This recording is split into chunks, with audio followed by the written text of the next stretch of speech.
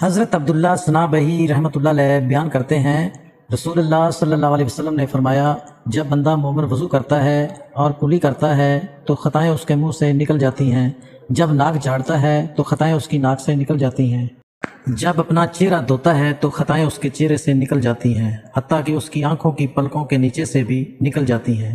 چنانچہ جب وہ اپنے ہاتھ دھوتا ہے تو خطائیں اس کے ہاتھوں سے نکل جاتی ہیں، حتیٰ کہ اس کے ہاتھوں کے ناخنوں کے نیچے سے نکل جاتی ہیں۔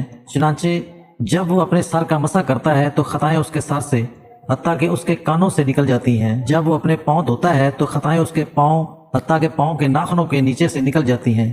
پھر اس کا مسجد کی طرف چلنا اور اس کی نماز اس کے لیے زائد ہو جاتی ہے۔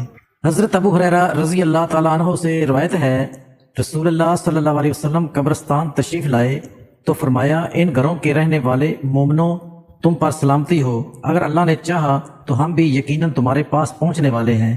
میری خواہش تھی کہ ہم اپنے بھائیوں کو دیکھتے۔ صحابہ نے عرض کیا، اللہ کے رسول، کیا ہم آپ کے بھائی نہیں؟ آپ صلی اللہ علیہ وسلم نے فرمایا، تم میرے ساتھی ہو اور ہمارے بھائی وہ ہیں جو ابھی نہیں آئے۔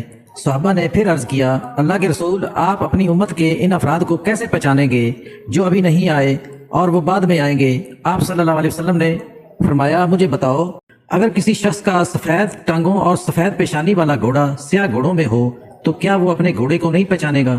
صحابہ نے عرض کیا، کیوں نہیں، اللہ کے رسول، ضرور پہچان لے گا۔ آپ صلی اللہ علیہ وسلم نے فرمایا، بس وہ آئیں گے تو وضو کی وجہ سے ان کے ہاتھ پاؤں اور پیشانی چمکتی ہوگی، جبکہ میں حوض کوثر پر ان کا پیش رو ہوں گا۔